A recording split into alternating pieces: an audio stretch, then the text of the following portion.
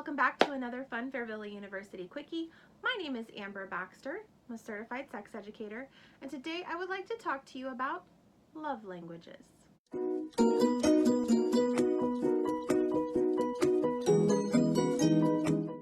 The concept, or the major concept around love languages, it's been around for a while, but it wasn't really popularized until about 20 years ago when there was a very popular book written about love languages, in which there were 5 love languages, and that's been the primary thought moving forward since about like 1995, roughly. What are the 5 love languages according to that book and according to popular theory about love languages? So they are words of affirmation, physical touch, acts of service, quality time, and gifts. So the thought around these love languages is that if you and your partner were having trouble or were just trying to get a better understanding of each other, you could try to figure out what your love language was, or how you like to be shown affection, love, communication, and how your partner would like that as well.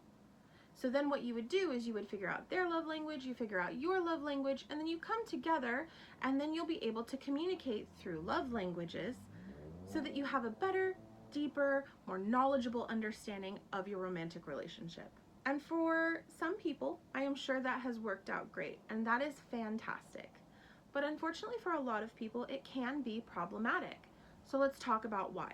First and foremost, as diverse as humans are, to only have 5 love languages can be really not good. That kind of puts you in a spot where you can only have one of 5. But what if you have a mix of love languages, or none of them really appeal to you, or there's something else that you have in mind that is an easier way to communicate with you? It also kind of pigeonholes when you're trying to figure out what your partner's love language is. If you're trying to assume that they might be within these one of 5 options, that can also cause some problems or some miscommunication.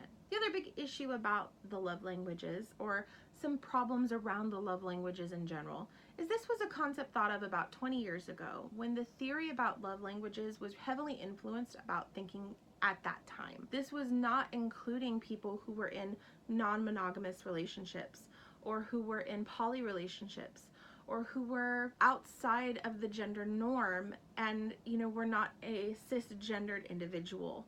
So it's kind of really hard to put people in a category when you're not thinking about how many different kinds of people there are out there and how many different types of relationships there are. So it's important that we take the steps to understand that while the love languages can work for some people, at least the modern or the pre-modern concept of love languages, the 5 love languages, that it can work for some people, and that is absolutely fantastic. I do not want to shame anyone into thinking that something that has worked for them is wrong. If it worked, great.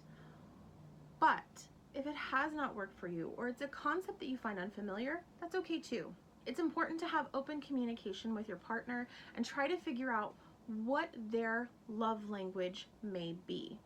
And you don't necessarily have to find something that defines it. You may not have words for it. You may not have thoughts behind it. So it's important to just have those conversations no matter how you can have them. But it can also be important to have more understanding of what love languages are and how to better understand them on the whole. Personally, I'm a huge fan of reading different books. I absolutely love books. One that I will 100% recommend is by Anne Hottership. It's called Speaking from the Heart, 18 Love Languages for Modern Love.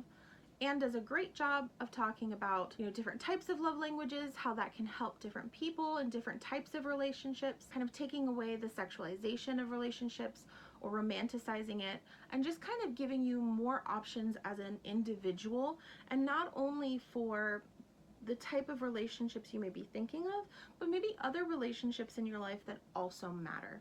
So definitely recommend that book. It is a great one. It is fantastic. There's also other types of books out there. You can always look at different relationship books. You can also read the original book about the 5 love languages as a basis for understanding what they are, or at least the concept around them.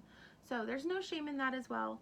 Definitely something you can keep an open mind about and try, but I 100% recommend Anne Hottership's book. It is fantastic. So especially if you want to get a deep dive into love languages and understand some of those things, It's a great option. Well, thank you again for joining me here at Fairvilla University.